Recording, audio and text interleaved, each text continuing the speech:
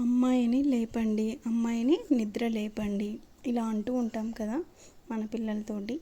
ఈ సెంటెన్స్ని ఇంగ్లీష్లో ఇలా ఫ్రేమ్ చేయాలి. Wake her up, Wake her up అంటే అమ్మాయిని నిద్ర లేపు అనేసి అర్థం. ది నెక్స్ట్ సెంటెన్స్ ఈజ్ ఇంకా నిద్రలో ఉంది, ఇంకా నిద్రలో ఉంది, ఇంకా లేవలేదు అంటూ ఉంటాం కదా. ఈ సెంటెన్స్ని ఇంగ్లీష్లో ఇలా ఫ్రేమ్ చేయాలి. She is still sleepy, she is still sleepy. The next sentence is ఆమె వాటర్ బాటిల్ తీసుకో, ఆమె వాటర్ బాటిల్ సిద్ధం చేయి అంటూ ఉంటాం కదా. ఈ సెంటెన్స్ని ఇంగ్లీష్లో get her water bottle, get her water bottle, get her water bottle. The next sentence is lunch ready అయ్యిందా, లంచ్ రెడీ అయ్యిందా అని క్వశ్చన్ చేస్తున్నాం కదా. ఇలాంటి సందర్భాలలో ఇంగ్లీష్లో ఈ సెంటెన్స్ని ఇలా ఫ్రేమ్ చేయాలి. లంచ్ ఈజ్ రెడీ, క్వశ్చనింగ్ చేస్తున్నాం అన్నమాట. లంచ్ ఈజ్ రెడీ అని అడుగుతున్నాం. ది నెక్స్ట్ సెంటెన్స్ ఈజ్ అవును ప్యాక్ చేశాను అని ఆన్సర్ ఇస్తున్నారనమాట. అవును ప్యాక్ చేశాను. ఈ సెంటెన్స్ని ఇంగ్లీష్లో ఇలా ఫ్రేమ్ చేయాలి. Yes I packed it, yes I packed it అనేసి చెప్పాలి. ది నెక్స్ట్ సెంటెన్స్ ఈజ్ ఆమెకి పెన్సిల్స్ కావాలి లేదా తనకి పెన్సిల్స్ కావాలి. ఈ సెంటెన్స్ని ఇంగ్లీష్లో ఇలా ఫ్రేమ్ చేయాలి. కావాలి నీడ్ కదా, she needs pencils, she need pencils, she need pencils. The next sentence is పౌచ్లో పెట్టాను, పౌచ్లో పెట్టాను. ఈ సెంటెన్స్ని ఇంగ్లీష్లో ఇలా ఫ్రేమ్ చేయాలి. I kept them in the pouch, I kept them in the pouch. ఇక్కడ కెప్ట్ అంటే పెట్టాను లేదా ఉంచాను అనేసి అర్థం అన్నమాట. ది నెక్స్ట్ సెంటెన్స్ ఈజ్ ఆమె టై ఎక్కడ ఉంది, ఆమె టై ఎక్కడ ఉంది. ఈ సెంటెన్స్ని ఇంగ్లీష్లో ఇలా ఫ్రేమ్ చేస్తాం. వేర్ అంటే ఎక్కడ అనేసి, where is her tie, her అంటే ఆమె, where is her tie, where is her tie. The next sentence is tie ఎక్కడుంది అన్న క్వశ్చన్కి ఇక్కడ బదులు వస్తుందన్నమాట. అల్మారాలో ఉంది అని చెప్తున్నారు ఇక్కడ. ఈ సెంటెన్స్ని ఇంగ్లీష్లో in the cupboard, in the cupboard అంటే అల్మారాలో ఉంది అనేసి అర్థం.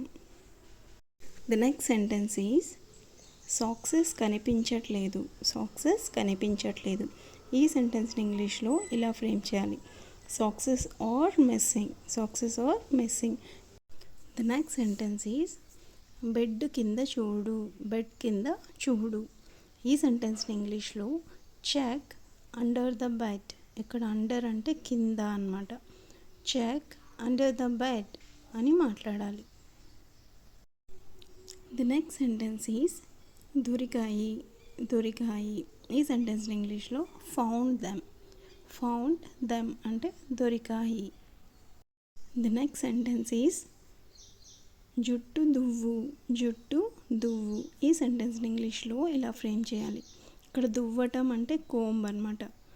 Comb her hair, comb her hair. The next sentence is కూర్చోకుండా ఊగుతుంది లేదా కూర్చోకుండా ఇంకా అలానే ఉంది అని అంటూ ఉంటాం కదా. ఈ సెంటెన్స్ని ఇంగ్లీష్లో ఇలా ఫ్రేమ్ చేయాలి.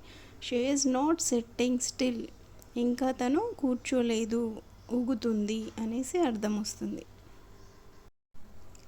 ది నెక్స్ట్ సెంటెన్స్ ఈజ్ ఆమెకు పాలు ఇవ్వండి, ఆమెకు పాలు ఇవ్వండి. ఈ సెంటెన్స్ని ఇంగ్లీష్లో ఇలా ఫ్రేమ్ చేస్తాం. గివ్ హర్ మిల్క్, గివ్ అంటే ఇవ్వటం, హర్ అంటే ఆమె, మిల్క్ అంటే పాలు తెలిసిందే కదా. Give her milk, give her milk. The next sentence is నెమ్మదిగా తాగుతుంది, ఆమె నెమ్మదిగా తాగుతుంది. ఈ సెంటెన్స్ని ఇంగ్లీష్లో ఇలా ఫ్రేమ్ చేయాలి.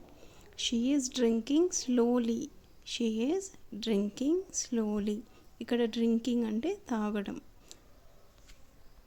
ది నెక్స్ట్ సెంటెన్స్ ఈజ్ త్వరగా అన్నీ చేయమను, తనని త్వరగా అన్నీ చేయమను అని అంటూ ఉంటాం కదా. ఈ సెంటెన్స్ని ఇంగ్లీష్లో ఇలా ఫ్రేమ్ చేయాలి. టెల్ హర్ అంటే తనకి చెప్పమని. Tell her to hurry. ఇక్కడ హరీ అంటే త్వరగా. Tell her to hurry. The next sentence is bus వస్తుంది. బస్ వస్తుంది. ఈ సెంటెన్స్ ఇంగ్లీష్లో the bus is coming. The bus is coming. The bus is coming అంటే బస్ వస్తుంది అనేసి అర్థం.